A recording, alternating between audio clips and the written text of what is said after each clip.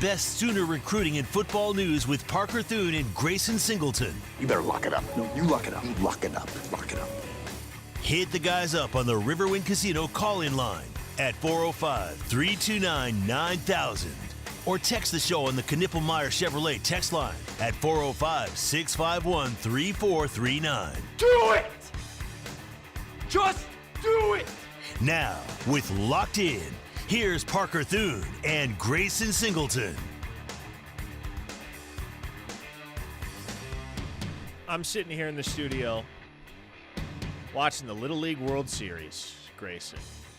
And boy, is that always a welcome sight. Not because I care a whole heck of a lot about the Little League World Series, but mostly because when the Little League World Series rolls around, it's like, okay, this is kind of the last major sporting event on the calendar before football season rolls back around. Yeah, pretty much. They finish up, mid-August? Yeah, give or take. Yeah, Little League World Series will be over in, the next 7-10 days, something like that. And then football takes center stage. You know what my favorite part of my workday is? What's that? At this offices? It's when I come into this studio, and I do two things.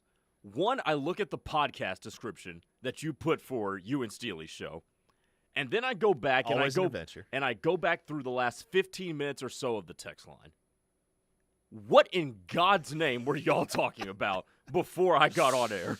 We were talking about the phenomenon of celebrity bathwater sales. I don't know how we got on that topic. I really don't know. However... And you said I did a bad job babysitting yesterday. Fair. I may have to partially recant that statement.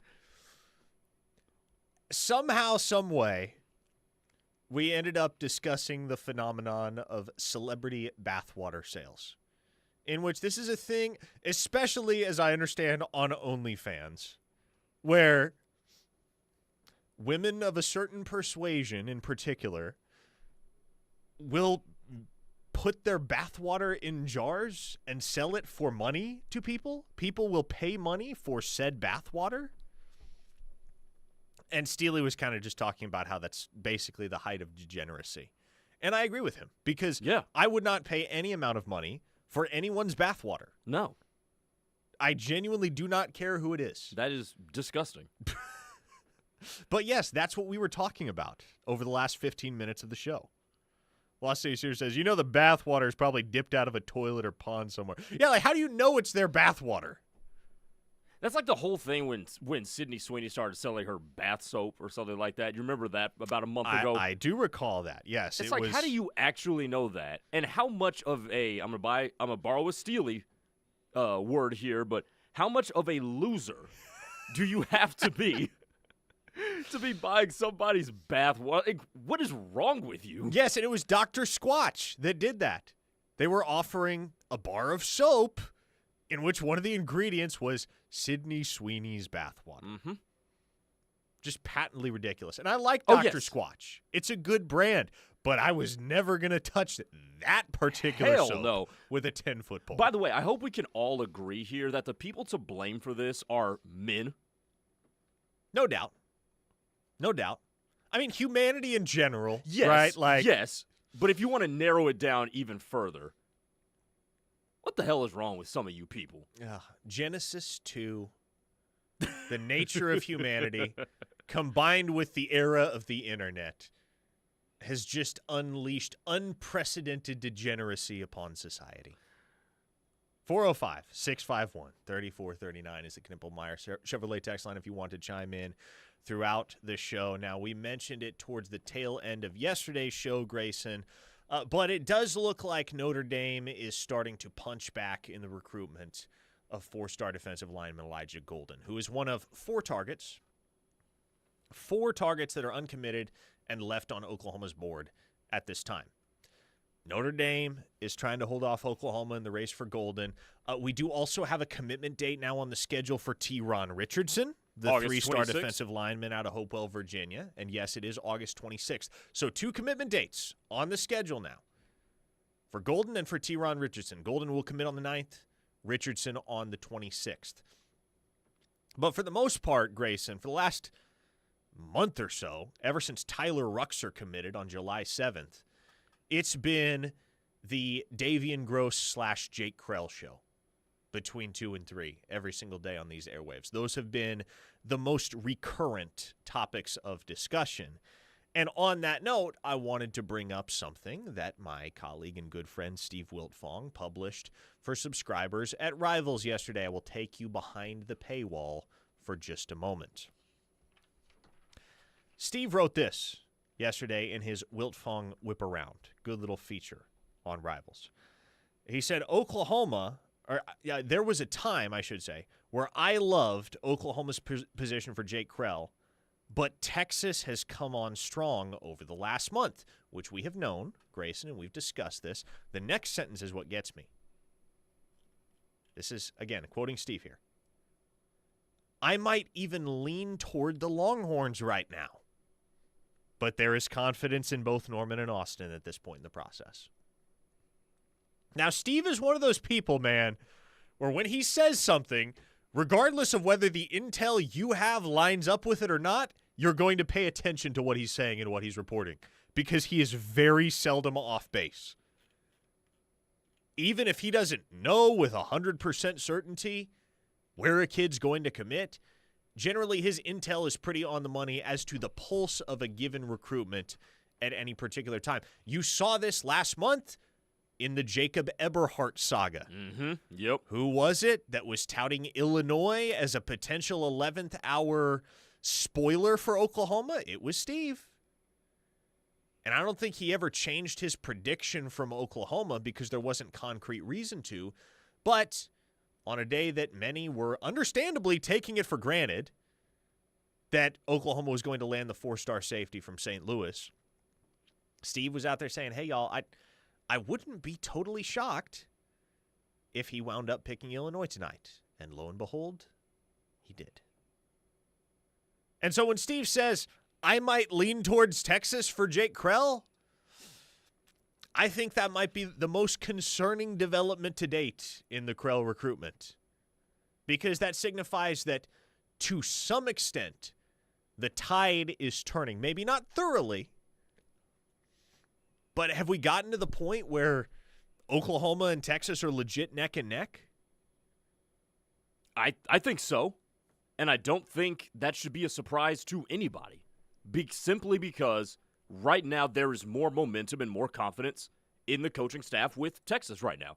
That's just the reality of the situation when you go to back-to-back semifinals and are one of the Final Four competing for a national championship, and the team that you're competing for, a blue-chip prospect, is wondering if their coach is going to be around in 2026. That's just the reality of the situation. Now, does Oklahoma have a foreseeable path in staving off Texas? Absolutely. Win games. Those two words. Win games, and you might be able to hold off the Longhorns. Now, here's where, for me, this changes in my mind. When I hear that from Wiltfong, and I combine it with the fact that people are confident that Oklahoma is going to be able to do some things in 2025, I do believe it may have less and less to do with the fact that Oklahoma's coaching staff may not be here next year. In this particular recruitment, if I'm hearing that, I think it's independent of confidence in the coaches. I think it's more he's starting to like Texas. I don't think it's game over, but I do think it is something new that we have to worry about, other than what we've already talked about. Sooner Fish with the correct take on the Knippelmeyer Chevrolet text line. Thank God that he promised to never flood the earth again. Otherwise, it would be any day now. Yeah. Probably closer to that tipping point than we ever have been in the history of society, if not for that promise the Lord had made us. Oh, Brad from Mustang says, can we please get back to the time when OU did all the talking they needed to for recruits on the field? Yes, money talks way more now, but beat that shorthorn arse on the field, and this takes care of itself. Maybe so, but let me ask you this, Parker. Yeah. As you've gotten the pulse of this recruitment, do you think that Texas has jumped ahead solely because they're offering him more money, which they probably are? They probably are. I think that's fair to acknowledge. I don't know the exact numbers on the Oklahoma and Texas end, but I think it's a pretty understood reality that if Oklahoma and Texas are in a bidding war, Texas is going to be able to come to the table with a stronger offer in the financial department. I would not concede that Oklahoma has lost the lead for Krell because the Sooners have led this recruitment for a long, long, long time. And we talked earlier in the week about what Krell had recently told John Garcia, which is, I just want to see Oklahoma win. Mm-hmm. And that leads me to believe that Oklahoma still has the control in this recruitment. They're still exerting the most control here. If they go and take care of business on the field, to Brad's text, I have faith that Jake Krell winds up in an OU uniform.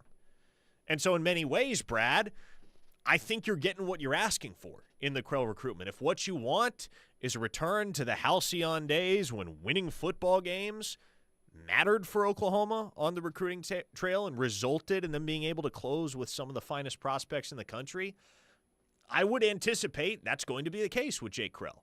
Oklahoma's going to have the chance to close this fall by winning. If they do, if they start 5-0, 6-0, 7-0, I don't know how far reasonably you think they can run things, because 6th game of the season is obviously that matchup against Texas. 7th game of the season is a road trip to South Carolina, so things start to get tricky in October. But if Oklahoma starts hot, I think Krell jumps on board. If Oklahoma drops that Week 2 game to Michigan, or they lose in Jackson Arnold's grand return to Norman, Oklahoma as the Auburn Tigers starting quarterback, then you get antsy. Outlaw Devil says, just win, baby. Is that an Al Davis quote? Did you just quote Al Davis? It's unfortunate that that's always going to be attributed to Al Davis, because it is an immutable reality at all levels of football. You win games, things kind of take care of themselves. But Al was the one that popularized that quote. 580 Mike Honcho says, he'll probably, you need to use an apostrophe there, homie. I'm joking. He'll probably sign with Texas, while him and Sark say it's not about the money, while shooting the recruiting video walking through Ferraris and Lambos. Here's my question about the recruiting pitches at Oklahoma. Are they too vanilla? Is there more they could do that could make the Oklahoma brand stand out? And I was thinking about this earlier today. How do you make yourself stick out to 16 and 17-year-olds? Because you can go to 16 and 17, 18-year-olds with tradition, but how much is that really going to matter? Not a whole lot to dudes that were born in 2004 and 2005. So what is going to make you different than the brand that is LSU, the brand that is a Texas, something like that? Are their pitches just a little too blasé? Good word. To where they just don't stand out to every single kind of personality, if you get what I'm putting down. By the way, I hate to make you feel old, but 16, 17-year-olds, we're talking about guys that were born in 2008 and 2009. Oh yeah, that's point. right, yeah. So, yeah, boy, that just, I feel really old. Yikes. Hearing those words come out of my mouth. But, yes, that is reality. And, man, I understand what you're saying, and I think there's an element of truth to it. Like, especially when you get these guys on the official visit, you have to be able to speak their language. Mm-hmm. Mm-hmm. And what their specific language is going to vary. And I think Oklahoma, in many ways, does a pretty good job of catering the message to each individual recruit via their choice as far as which player hosts said recruit on their official visit. You're looking for somebody with whom you share interests or share a background or whatever the case may be. You're just looking for somebody with which you can find common ground, with which the recruit can find common ground while they're on campus. For instance, a couple years back, I know a lot of folks listening are going to remember this recruitment. Oklahoma was recruiting a big old country boy offensive lineman from the state of Iowa named Grant Bricks. He wound up committing to Nebraska at the very end of the 2024 cycle. But for a long, long time, like Oklahoma was the lead dog in his recruitment. And when he came on his official visit, his host was Jacob Sexton, which made a ton of sense because Jacob Sexton is a hunting, fishing good old boy from Edmond, Oklahoma. Mm-hmm. Very much the type of guy that's going to speak Grant Brix's very Midwest type of language. But let's look back to the month of June on kind of a surprising commit that Oklahoma got mid-month in running back Zephan Walker.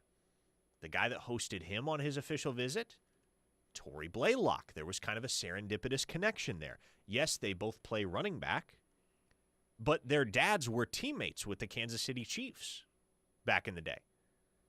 So, and the kids, I don't think Tory and Zephan even really realized that until their families got to talking, and obviously that you had the recognition factor on the official visit. And so you just look for things like that. You look for strands, you look for bonds that you can use on the official visit experience to make sure the recruit connects with somebody that they feel like they can relate to.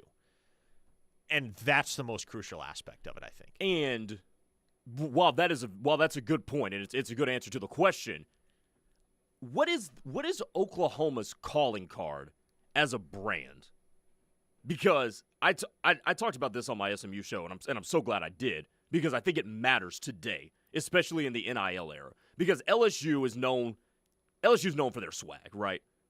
LSU is probably the program in the SEC with the most swag, right? Florida's got the swamp, right?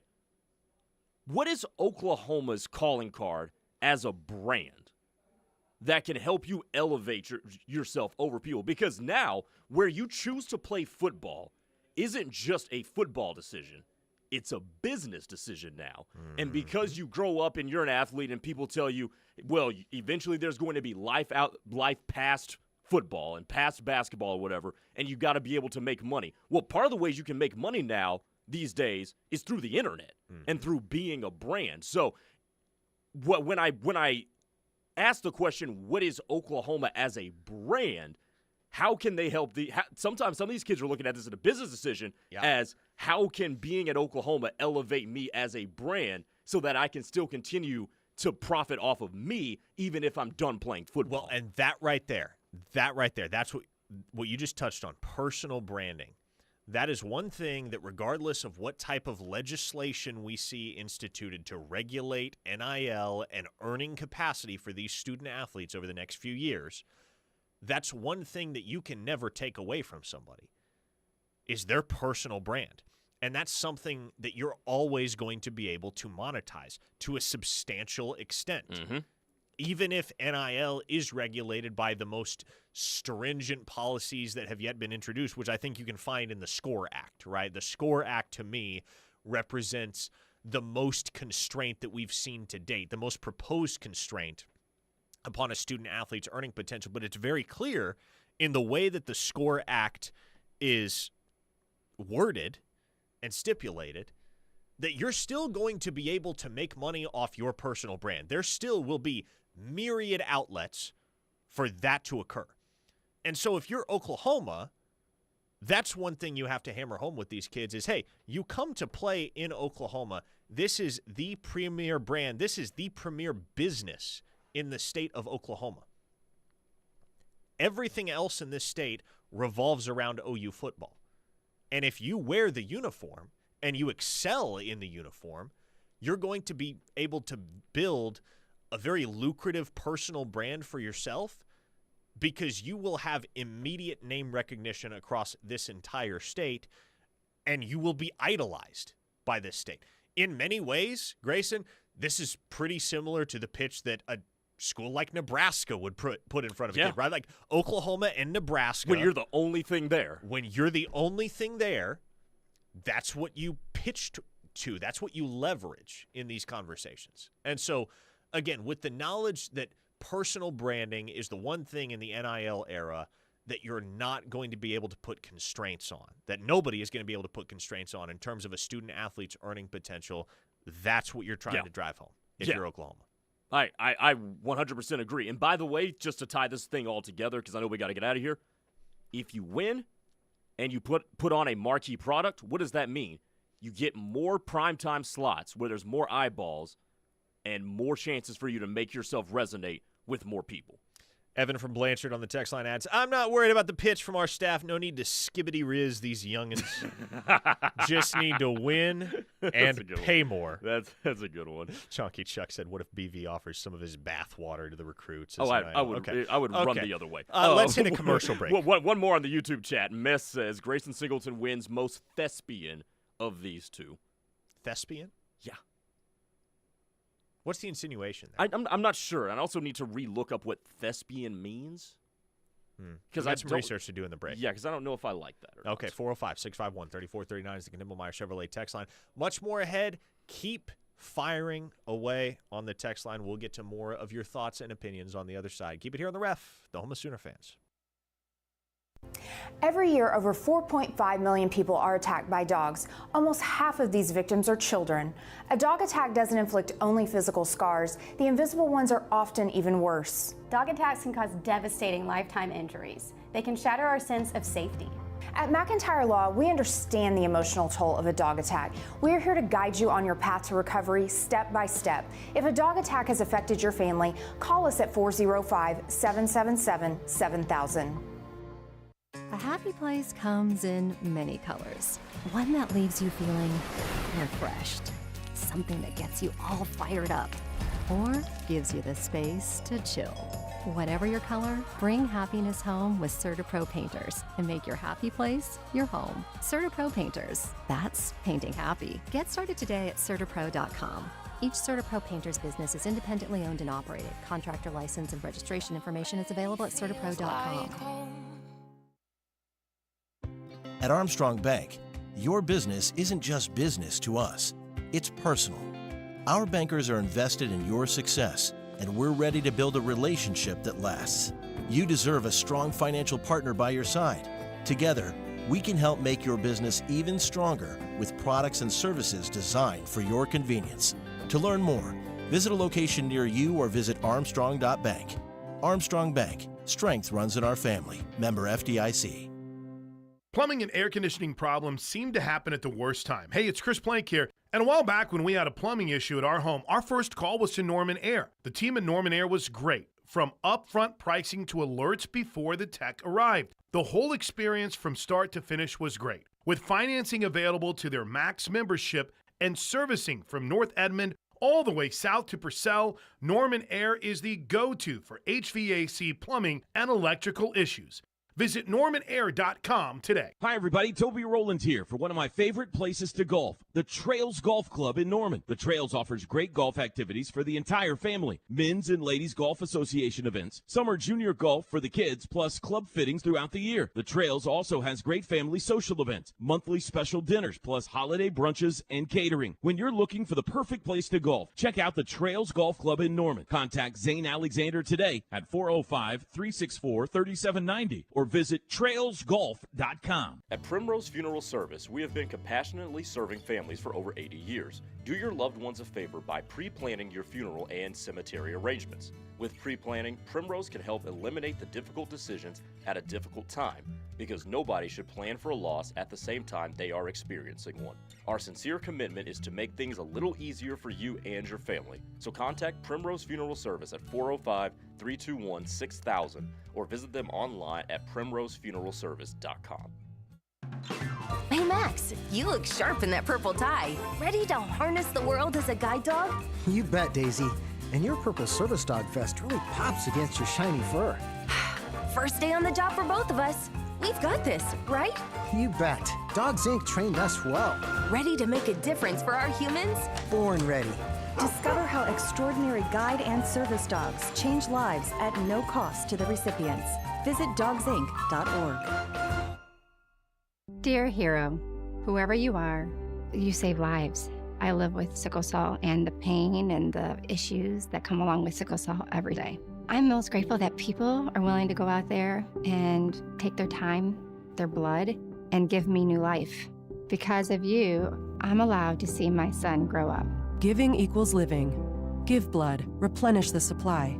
Learn more at hhs.gov/giveblood. Brought to you by the U.S. Department of Health and Human Services. One of the more forgotten eras of Ole Miss football was from 2005 to 2007, when the Rebels head coach was none other than Ed Ogeron. Under Coach O, Ole Miss was 10-25, including 2 seasons in which they only won 3 games. Following his firing, the Rebels enjoyed back-to-back seasons with Cotton Bowl wins. It was quite the head coaching start for a man who would one day coach one of the greatest college football teams ever assembled in that 2019 LSU squad. I don't know that in my lifetime I've ever seen a football team as good as the 2019 LSU Tigers. Nope. They were freaking inevitable. I remember, and I was very, very green in the profession at the time, but going into that OU-LSU matchup in 2019, there were so many folks around here that wanted to believe the Sooners had a chance, and let's just say I never had any expectation that that game was going to be close. And it was not close. 63-28 was the final in the Chick-fil-A Peach Bowl. Joe Burrow and Joe Brady and Jamar Chase and Thaddeus Moss and Clyde Edwards-Helaire, they had their way and with you just Oklahoma that night. Left out and Justin Jefferson as well. I mean, which how him and Jamar Chase were allowed to play on the same college team, I will never know. Good grief, man. Yeah, if that team hadn't won the national championship in 2019, we would all be looking back 5-6 years later wondering how. Mm-hmm. But they did, and they won it in 15-0 fashion.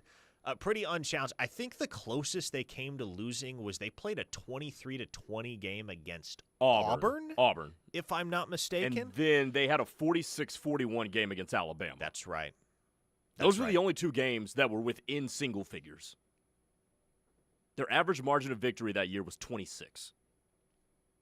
Wow. It was Clemson that they played in the national title game, was it not? And beat the doors off of them, too. Yeah. Not even Brent Venables could contain Joe Burrow in that offensive attack. 60 touchdown passes that year for Burrow. He had 5,000 some odd yards. I mean, just a ridiculous campaign. Easily, like, this is objective. This is not debatable. The greatest single season for any quarterback in the history of college football. No question. By any metric. And I know that LSU team has hijacked our Ole Miss team takeover, but I think that was, when I talked about LSU being the program with the most swag in the SEC, that was the start of it. Where you had Joe Burrow, being the spicy white dude that he is, with all those receivers and Odell handing out money on the sideline after the game. I think that's when that kind of started. Would you say I'm a spicy white dude? No. Okay.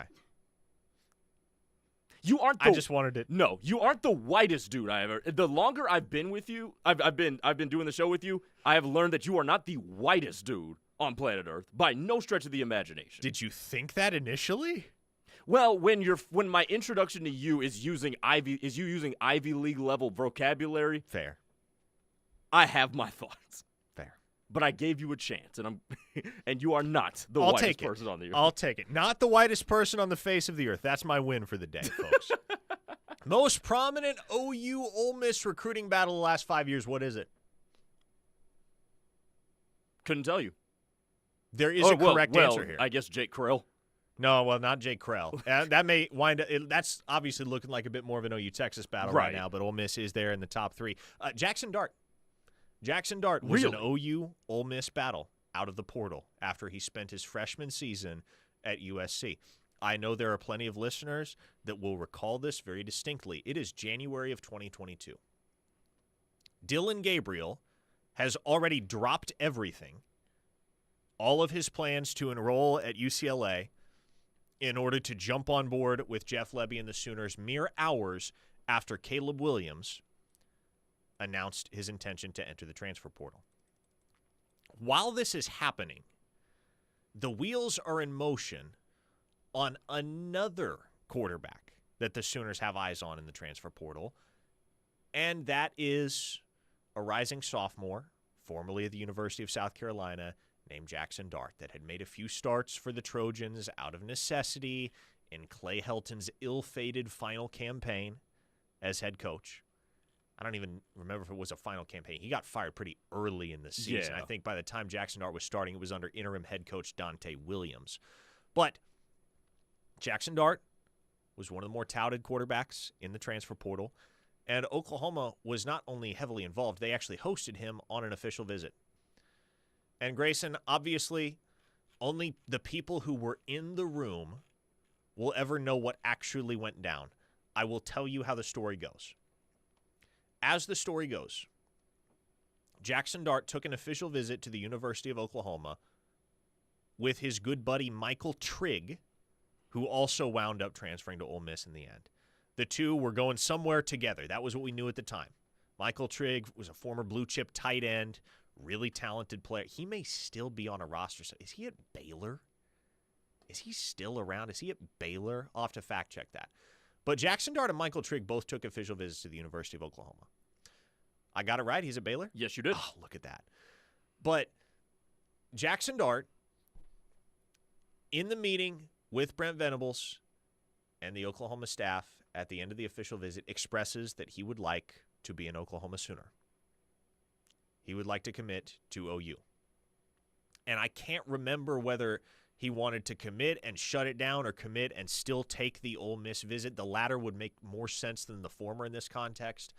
But the message that was apparently communicated to Jackson Dart by the Oklahoma staff was take the Ole Miss visit and make 100% certain that this is the place you want to be. And so OU allowed Jackson Dart to take the visit to Ole Miss, and they allowed Michael Trigg to take the visit to Ole Miss. Really? And that was that. They got down to Oxford and never left. So that's how close Oklahoma was to having Jackson Dart in the Crimson and Cream. Very, very close. That's wild. Because if you have Jackson Dart, chances are,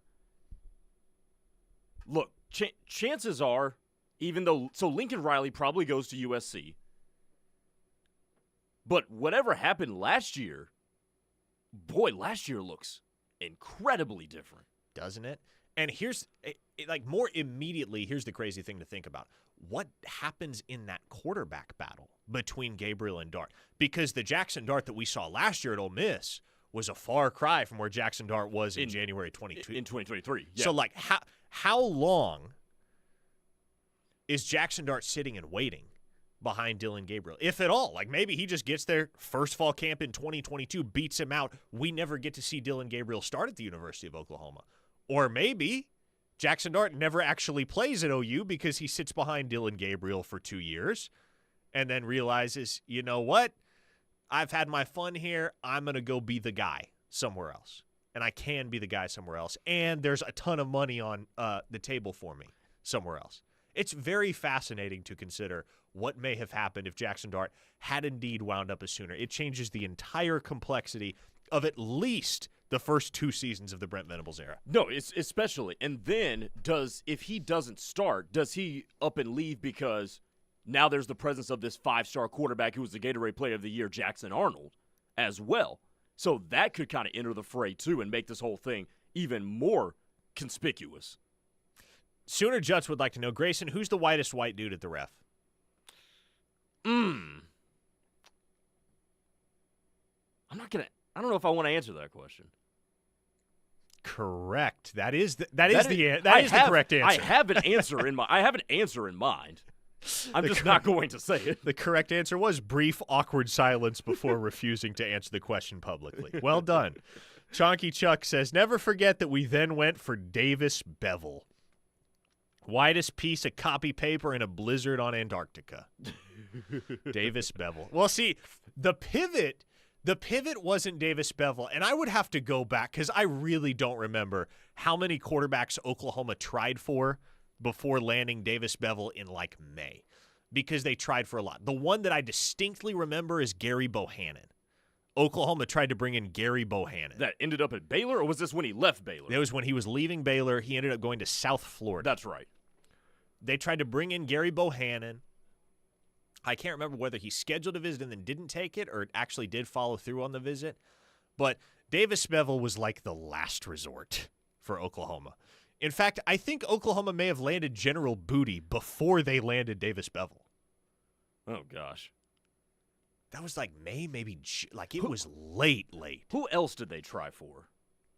Like I said, I don't remember. Okay. I would have to go back and scrounge through some of my reporting at the time to ring the bell in my memory as to who they pursued a lot of quarterbacks, man, and they all turned Oklahoma down because basically everybody understood, I'm walking into a situation where Dillon Gabriel is the starter. So, especially at the time, in that spring portal window, there were not a ton of experienced guys that wanted to show up and be the backup.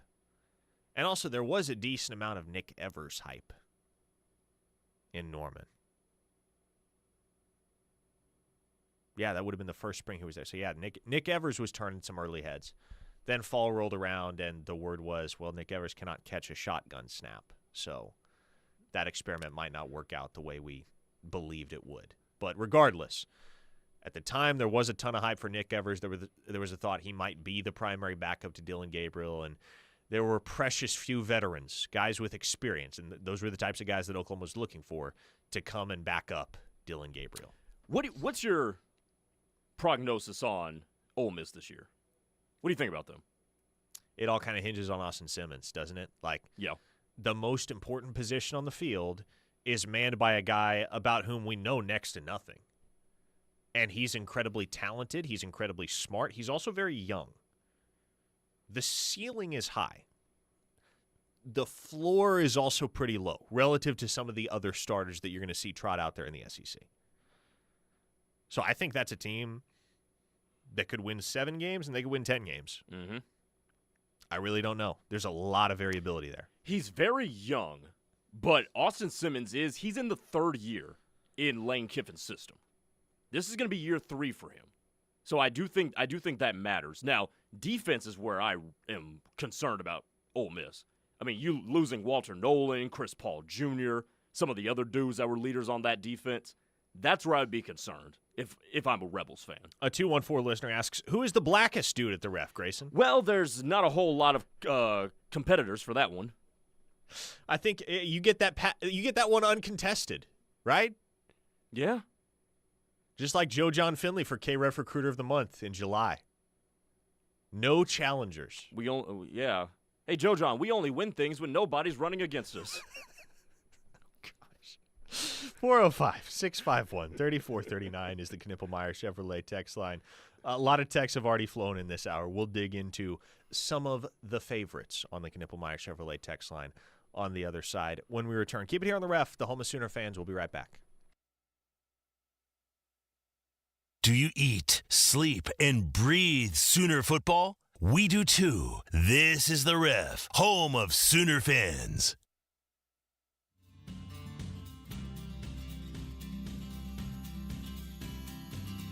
Norman Chamber of Commerce, Visit Norman, and the City of Norman encourage you to shop local this summer. Find good eats right here like Bad Daddy's Burger Bar. They've got delicious burgers, giant salads, and a front row seat to the next big game. Make sure to get the Young Family Athletic Center on your kids' summer schedule. Court rentals are always available to reserve in advance. Plus, camps, clinics, and leagues are going on now, and it's not too late to sign up.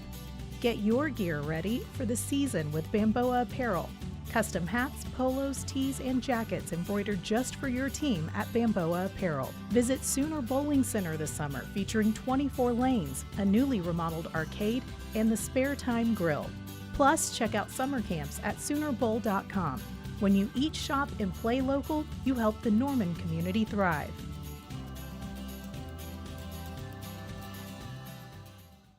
Entrepreneurs and More Norman in South Oklahoma City have an experienced business partner in their neighborhood. More Norman Technology Center's workforce and economic development team understands the challenges entrepreneurs and small businesses face every day. From building an effective business model to hiring the right employees and managing cash flow, More Norman's business development experts can help you move forward confidently and thrive, knowing that you have a skilled partner at your side. Learn more about More Norman's Technology Center by calling 405-801-5000 or visit us online at mntc.edu.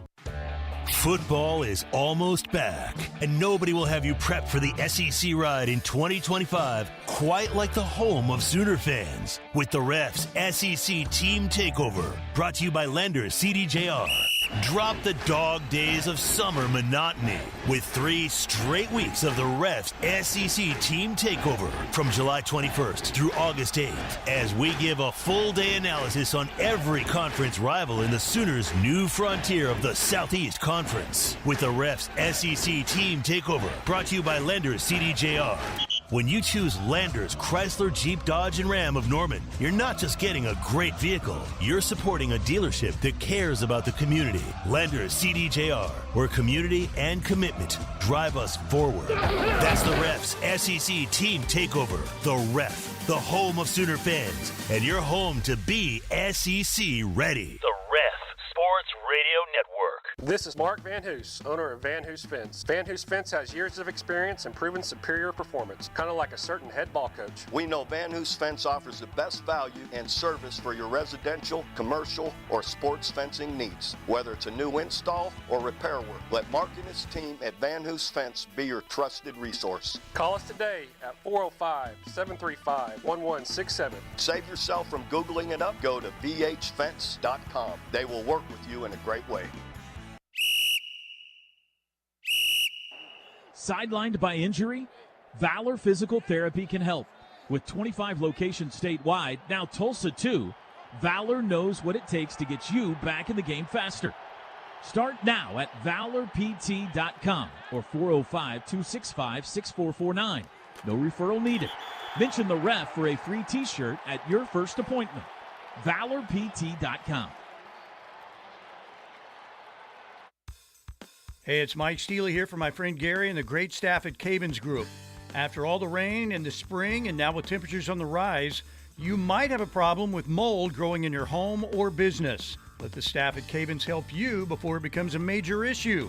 Don't forget, Cavens can help you with water emergencies and biohazard cleanup 24 hours a day. Call Cavens today at 405-573-3048 or visit them online at cavensgroup.com.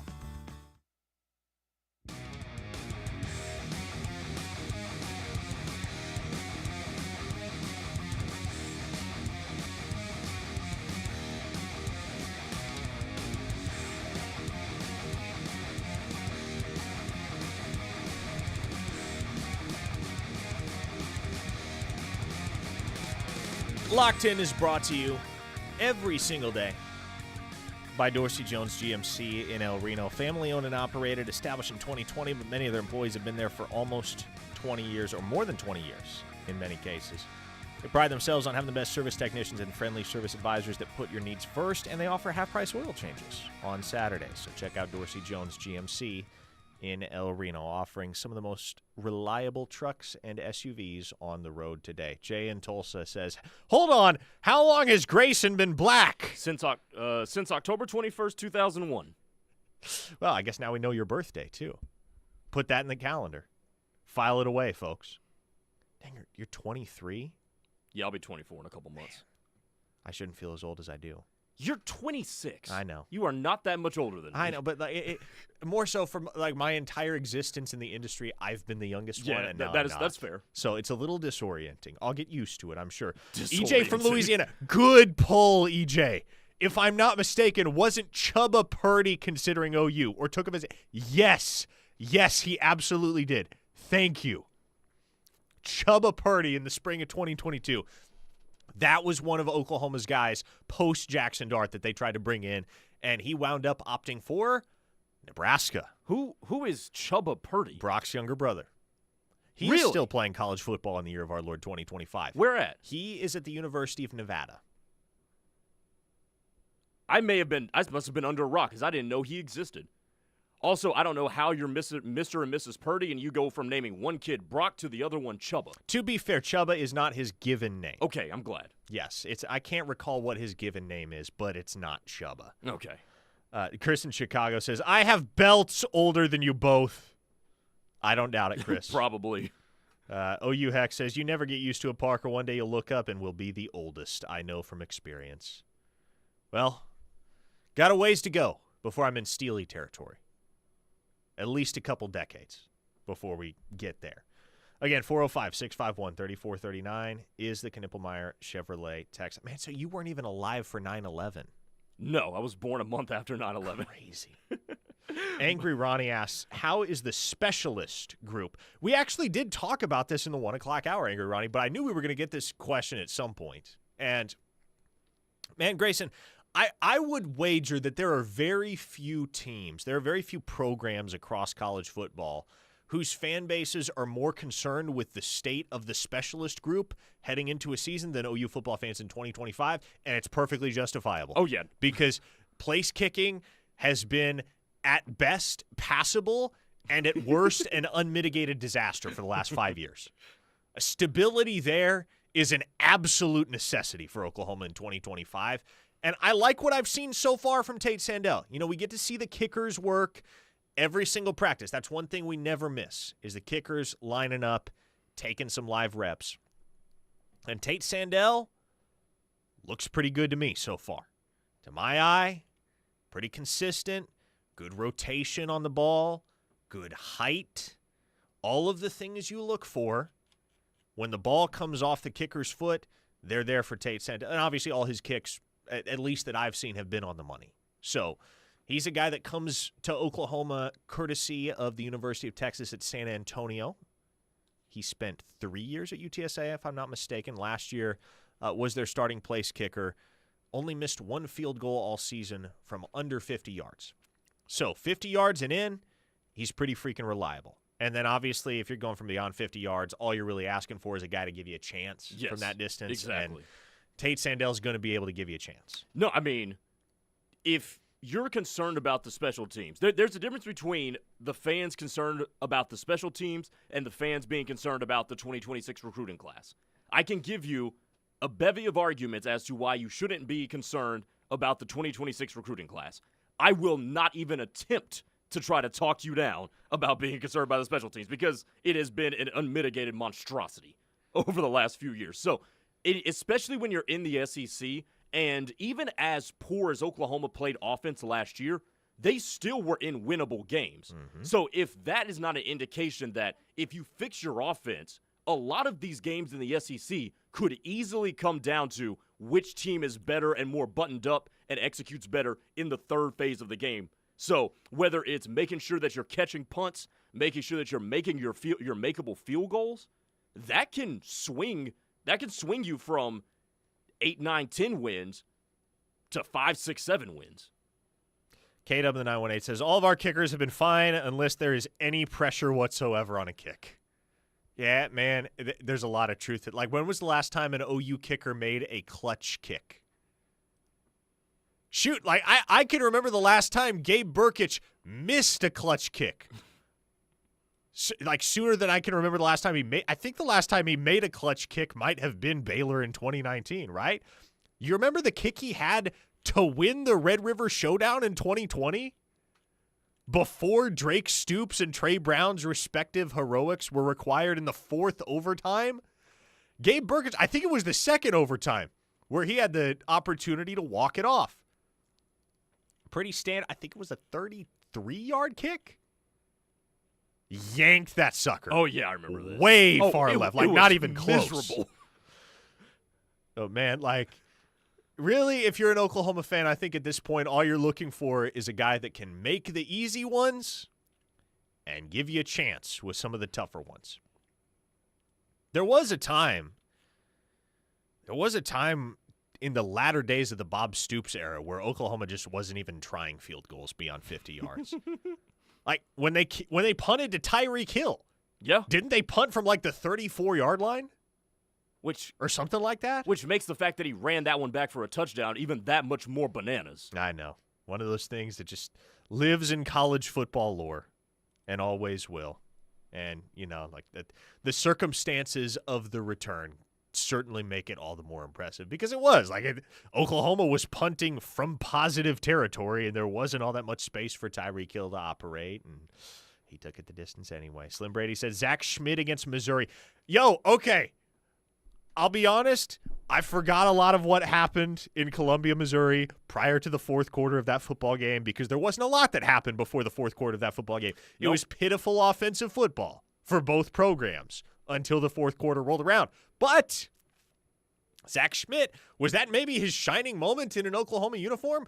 Right at the horn before halftime, he lines up from 57 and pummels it through the uprights. Nailed it. I was on the sideline next to a bunch of my peers, compatriots on the OU beat, and we were looking at each other like, What? Zach Schmidt just did that? Zach Schmidt just hit from 57? That might have been Zach Schmidt's crowning achievement I in mean, an Oklahoma uniform. No disrespect to him as a person, but, sometimes a dead clock is right twice a day. Josh in Tulsa says, Parker and Grayson, could you guys run down where you think Keontez Lewis is in the receiver pecking order? Thanks, Josh. Well, we mentioned this yesterday. I think we did. I think there's certainly a non-zero chance he's in the lineup week 1. Because somebody is going to have to start in Giovanni Gibson's stead. I don't think at this point that Giovanni Gibson will play against Illinois State. If he does, great.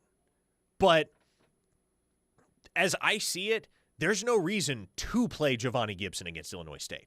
Right? You're beating Illinois State with or without Giovanni Gibson. Heck, you're beating Illinois State with or without your entire first-team offense and defense. So there's absolutely no reason, especially when you're dealing with a guy that's been working back from a foot injury and surgery for close to 4 months, to bring him back any sooner than you absolutely need to. You will need him in week 4 against Auburn, but it does make sense, if you can, to have him ready for that week 2 showdown against Michigan. So somebody's going to have to start alongside Deion Burks and Isaiah Satania week 1. Could it be Keontez Lewis? It very well could. I would throw Zion Kearney into that category, a guy that could factor into that conversation at the end of fall camp. Jermichael Carter as well. There are options. Ivan Carrion, he's looked solid so far. Elijah Thomas has come on strong. I genuinely do feel great about where this receiver room is at. As you should. And I said yesterday, and I'll stand by it, I don't think Oklahoma has a 1,000-yard receiver in 2025. But the reason I think they don't have a 1,000-yard receiver is because I think there are going to be a bunch of guys on this roster that are sitting somewhere between 400 and 800. Oklahoma's strength is in numbers at wide receiver, and they're going to be able to roll out a bunch of different permutations at the wide receiver position to create mismatches, keep legs fresh, and just take advantage of the leverage that they can create situationally at that position. Passport Ninja on the YouTube chat says, I say let him get a few reps in week 1, even if you don't throw the ball his way. And I see the rhetoric there. Get him some cardio, if you will. I mean, get him playing in a uniform, get him used to the field, get him putting cleats back on. I get that, get him back in pads. Do you think, what are the chances he's ready for week 2 against Michigan? Giovanni, that is? Yes. Moderate. I would say the way he and Jaden Gibson were moving around yesterday in practice, and they're not actively participating yet. They're just jogging and warming up and stretching with the team. They are not doing any actual football activities. But judging by the way they were moving yesterday, I would say there's a solid chance both those guys are available by week 2. Jaden Gibson, too. Yeah, I don't know that I would call it a likelihood, but I think there's a solid chance. Okay. Colin Brokenbow says Jacob Jordan. Yeah, and Jacob Jordan's going to be involved. Jacob Jordan looks good, but Jacob Jordan's a slot guy. And so I think snaps are going to be a little bit harder to come by for him than a guy that's right there squarely on the 2 deep, like a Keontez Lewis or a Jermichael Carter on that second string alongside Jordan, just because of the difference in archetype between the two. There's more of an immediate path for Keontez Lewis to see snaps than there is for Jacob Jordan, because there are going to be a lot of slot snaps reserved for Isaiah Satania and or Deion Burks. Greg and Muskogee asks, so how is Frosty looking at wide receiver? Frosty. Don't look at me. What am I missing? I'm asking the same question. Who is Frosty? What am I missing? Am I the idiot? I might be dumb, Greg. I'm sorry. I don't really know where you're going with that one. The Realist says Parker doesn't think OU will have a 1,000-yard receiver because the injuries are starting to mount. Again, folks, guys are dinged up. And I'll tell you this. I very much appreciate former Oklahoma wide receiver Damian Mackey, who was a member of the 2000 National Championship team, because he's a contributor for our team over at OUinsider.com. And he chimed in over the weekend and basically said, look, all y'all need to chill out about these injuries. He said, this is the stuff that happens at the beginning of fall camp every single year. None of these are long-term deals right now, and we've known that. Like, you're not looking at a half a season on the shelf or a full season on the shelf for anybody that's dinged up right now on Oklahoma's roster. But he said, look, fall camp rolls around every single year. Guys are in pads and in helmets for the first time in months. They're going to get hurt. They're going to be dealing with bumps and bruises and nicks and cuts, and it's just the type of thing you expect. And if it spirals into more long-term issues, then okay, that's of greater concern. But that concern isn't there right now. At least it shouldn't be. All right, folks, we're done. It's a wrap on another fine edition of Locked In on a Tuesday. We're going to give way to Tyler McComas and Teddy Lehman, who have The Rush coming up next. For Grayson Singleton, I'm Parker Thune. We'll do it all again tomorrow. Same time, same place, here on The Ref.